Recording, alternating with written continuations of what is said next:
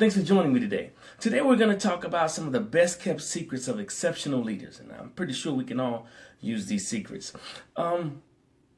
Leaders with the biggest impact know how to hold others accountable. But how is that? First is being able to get accountability right can transform a culture of finger pointing and chaos into a culture of empowerment where people are eager to take ownership of the problems. The more empowered a team is, the more results the team or the company achieves. It's that simple. Too often, though, leaders don't know what accountability looks like, much less how to implement it. So, thus, the secrets. So let's get into it. Number one is set clear expectations. I've said this several times on several of my videos, and it's a consistent thread for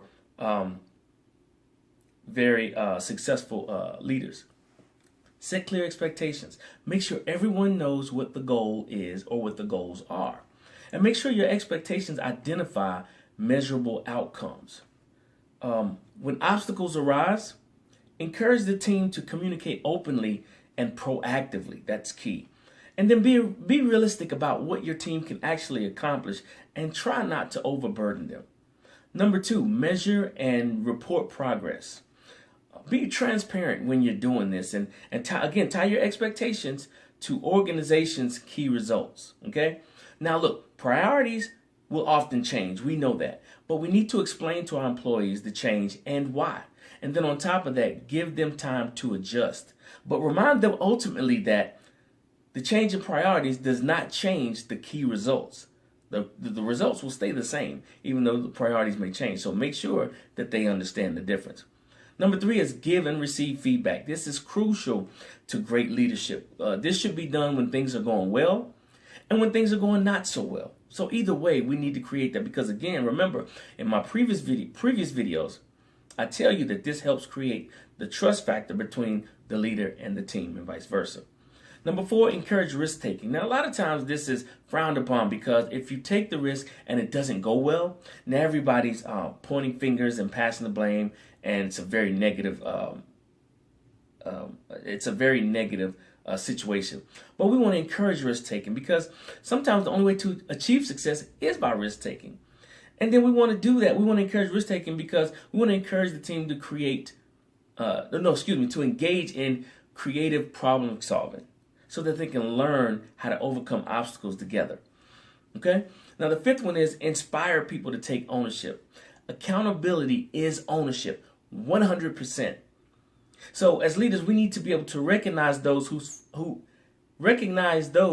follow through on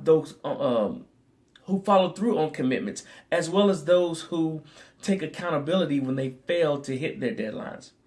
So ultimately, as leaders, we need to foster a culture of accountability in which employees take deadlines seriously and communicate consistently, and they feel personally responsible for completing the task on time, and also comfortable with, again, giving and receiving feedback. That's crucial. We need to have that, and you need to be a big enough man or woman to take the criticism.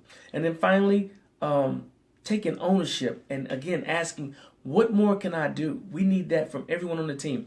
What more can I do to help the team achieve the goal or whatever it is that we're trying to obtain? So if we get that mentality, we'll be able to create an environment that's conducive for success and high productivity. So these are some of the best kept secrets, for exceptional leaders and how they're able to have the biggest impact on their teams. And now you can take this information and use it in your environment to help you become that leader of impact, okay? All right, that's my time. Thank you again for tuning in, paying attention to this information. I'm really hoping that you take this information and implement it into your daily life at work and help you to become the leader that people want to follow. And also the leader that you want to be, a person of influence and impact. All right? Again, that's my time. Thank you so much. I appreciate it. Please like, subscribe, share. If you find this information useful, I'm pretty sure there's some other people that you may know in your sphere of influence that may like this information as well, okay? Thanks again, and remember, great leadership equals great results. How are you leading?